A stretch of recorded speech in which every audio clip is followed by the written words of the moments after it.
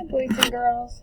Today we are reading page 115, 116, and 117 of your science textbook. So make sure you are open to this page. You may pause this recording at any time. Alright, so today we're reading about what are structural adaptations. Structural adaptations is another way to say physical adaptations. So it's parts of the body an animal uses to help it survive.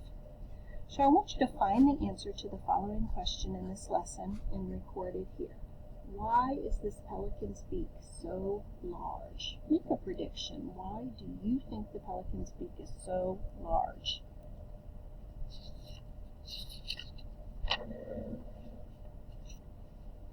Okay, so we're going to do a little bit of reading now. Life in the wild isn't easy. Animals must survive in the environment where they live. Their adaptations help them survive. We have learned about behavioral adaptations, ways animals behave, and we have learned about physical adaptations, parts of their body, and we're going to be going further into physical adaptations today.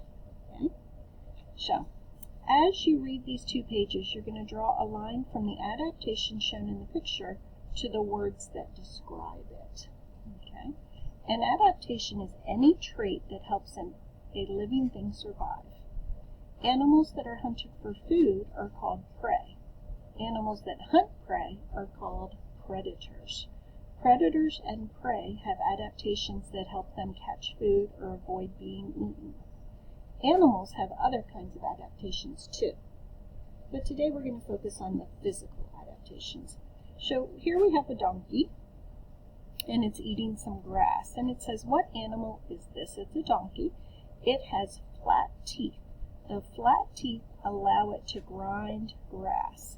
So here I'm going to take my marker or my pencil, and I'm just going to draw an arrow from where it's talking about the flat teeth to the flat teeth. Okay? Now you're going to do it on this one. The tiger eats animals such as wild boar and deer. The tiger's sharp teeth help it tear meat. So you're going to underline the word sharp teeth and then draw an arrow showing the sharp teeth. Okay? Then we're going to go over here. The Arctic hare lives in the snow and ice. Less heat escapes from its small ears than from the larger ears of other hares. Its small ears help it stay warm and cold. So, what body part is it talking about? Underline it and then make an arrow going to the body part. And here we have a jackrabbit. The jackrabbit lives in the desert.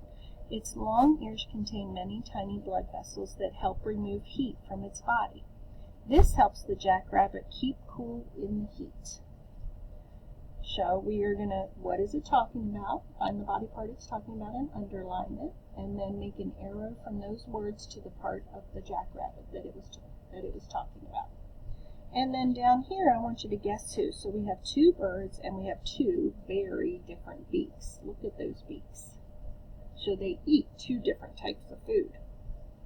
A finch, and go ahead and circle that word, has a beak that it uses to crack seeds and nuts. Do you think you know which one the finch is?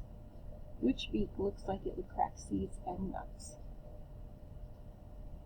An eagle, go ahead and circle that word, uses its beak to tear meat for food.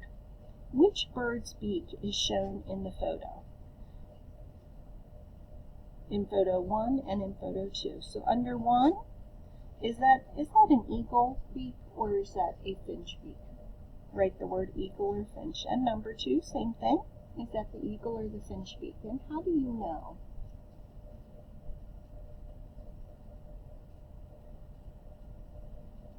Okay, now we're going to pop back to that first page where I asked you to make a prediction.